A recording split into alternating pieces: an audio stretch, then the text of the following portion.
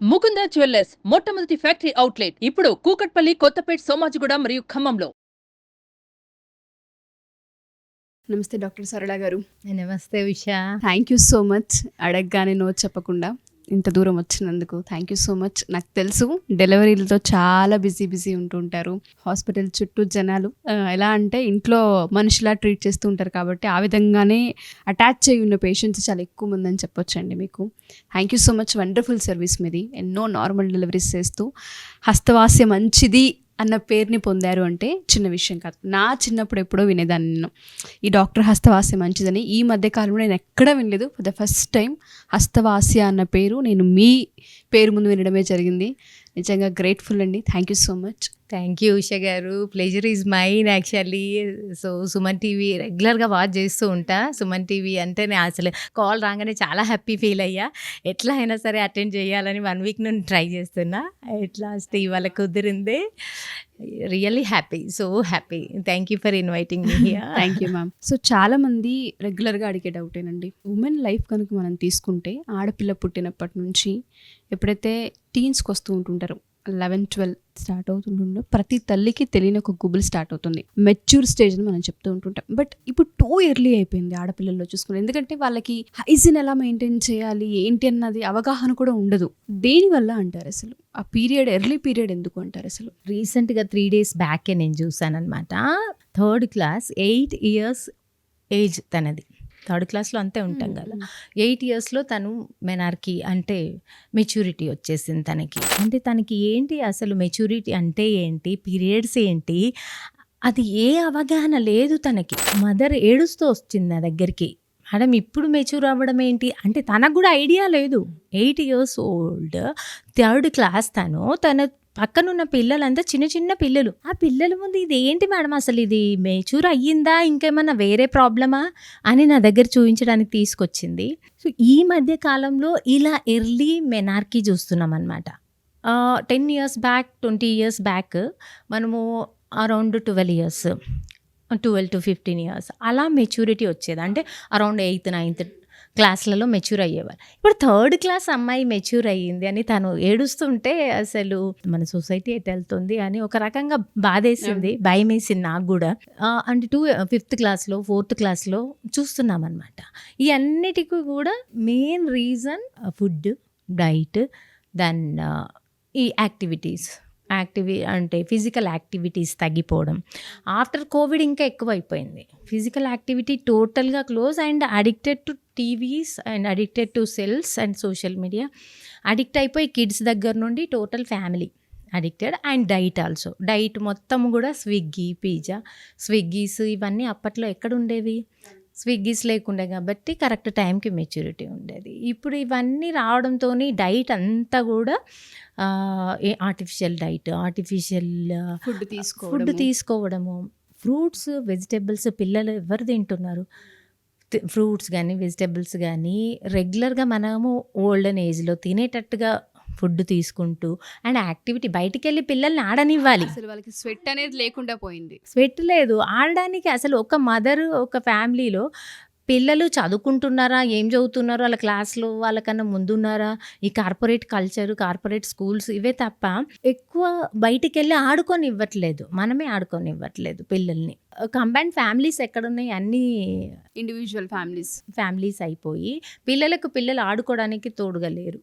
దానివల్ల ఇలా ఇంట్లోనే ఆ అమ్మాయి హిస్టరీ నేను తీసుకుంటే 3rd classలో మెచ్యూర్ అయిన అమ్మాయి హిస్టరీ, తను ఐసోలేటెడ్ ఫ్యామిలీ. తన గ్రాండ్ మదర్ కానీ గ్రాండ్ పేరెంట్స్ కానీ తన దగ్గర ఉండరు. తను మమ్మీ డాడీ డ్యూటీకి వెళ్ళిపోతారు, తను ఇంట్లోనే ఉంటుంది. మార్నింగ్ లేచినప్పటి నుండి స్కూల్కి వెళ్ళిపోవడం, స్కూల్ నుండి రాగానే ట్యూషన్ ఉండడం, తర్వాత మమ్మీ డాడీ వచ్చేవరకు సెల్ పట్టుకొని కూర్చోవడం.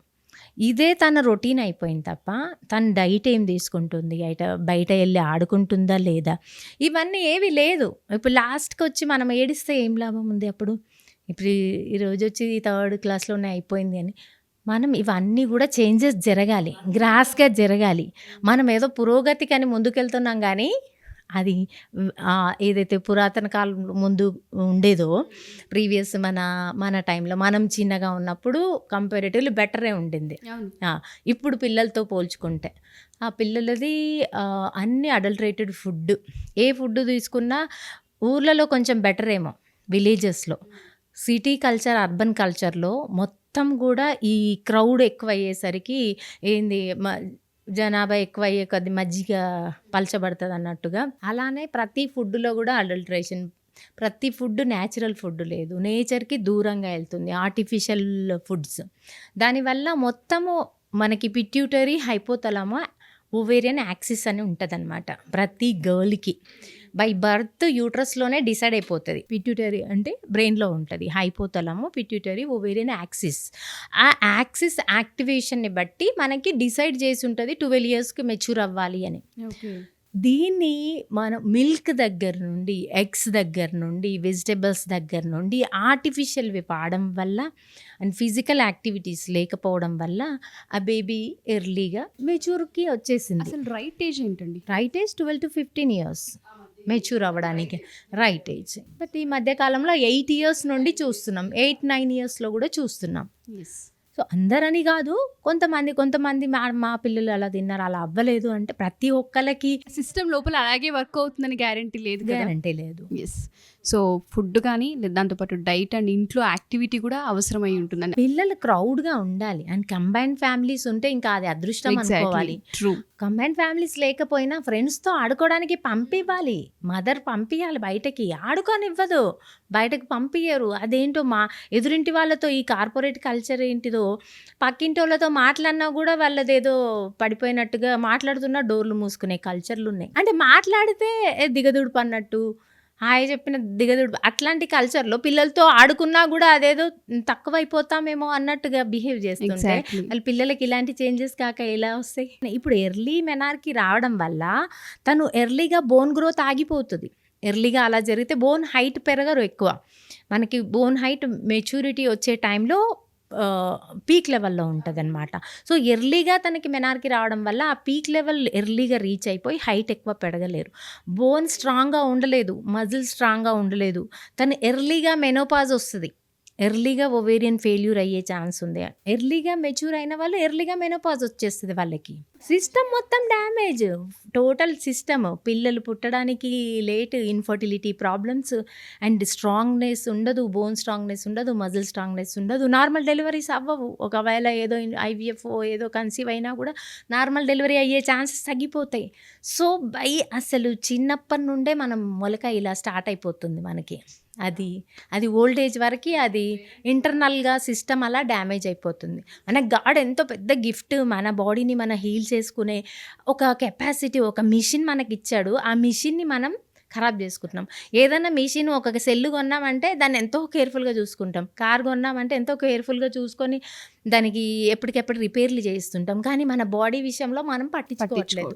దానివల్ల total damage throughout the life జరుగుతుంది. తర్వాత మనమే బాధపడుతున్నాం, ఎందుకు అలా అయింది, ఎందుకు ఇలా అయింది, ఎందుకు పిల్లలు పుట్టట్లేదు, ఎందుకు ఎర్లీగా బోన్ పెయిన్స్ వస్తున్నాయి, ఎందుకు జాయింట్ పెయిన్స్ వస్తున్నాయి. చిన్న ఏజ్లో జాయింట్ పెయిన్స్, చిన్న ఏజ్లోనే మెనోపాజ్. యాక్చువల్గా మెనోపాజ్ ఎప్పుడు రావాలి? 50 above, 45 to 50 రావాలి. 39-40లో చూస్తున్నాం. 39-40 కామన్గా చూస్తున్నా నేను.